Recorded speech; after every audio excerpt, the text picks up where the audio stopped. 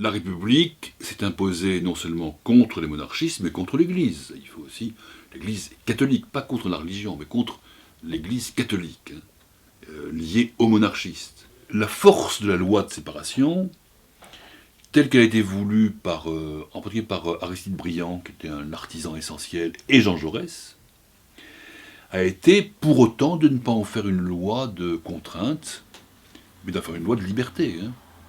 Puisque ça permet la liberté. On oublie toujours que l'article 2 de la loi de 1905, c'est la République ne subventionne, ne salarie aucun culte. Mais l'article 1, c'est la République assure la liberté de conscience et la liberté des cultes. C'est-à-dire la République est garante de la liberté des cultes. Alors la laïcité a un peu changé de sens, ça il faut le dire dans l'histoire.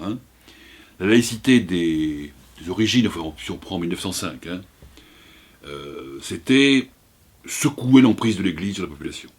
En gros, c'était ça, si vous voulez. Ça voulait dire, être laïque voulait dire qu'on pouvait ne pas être soumis à l'Église. On pouvait, que l'instituteur n'obéissait plus au curé, que chacun était libre d'aller à l'église s'il le voulait, mais c'était de l'ordre du privé, c'était pas... Voilà. Alors qu'aujourd'hui, la laïcité, c'est la possibilité de croire ou de ne pas croire différemment, si vous voulez. C'est la multiplicité des croyances et des incroyances. Ce qui change beaucoup la donne de la République. La laïcité, c'est pas la liberté de conscience uniquement, parce que ça existe dans toutes les autres grandes démocraties.